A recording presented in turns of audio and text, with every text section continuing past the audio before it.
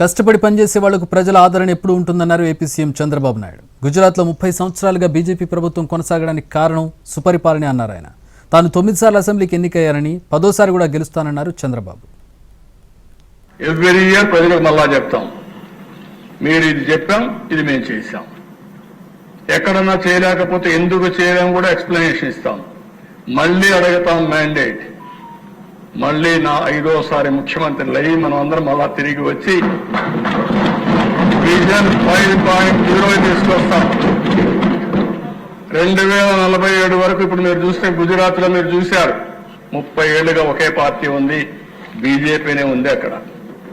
లేకపోతే చాలా రాష్ట్రాల్లో మొన్నే హర్యానాలో 3 సార్లు వాళ్ళే గెలిచే పరిస్థితికి వచ్చారు.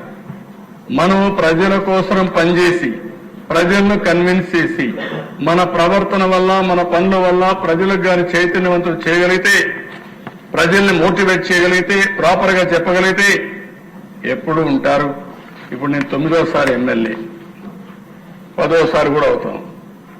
అంటే నేను ఎందుకు మాట చెప్తున్నానంటే అక్కడ వరుసగా ఓటేస్తున్నారు. ఇప్పుడు మొన్నటి వరకు 8 సార్లు వేశారు,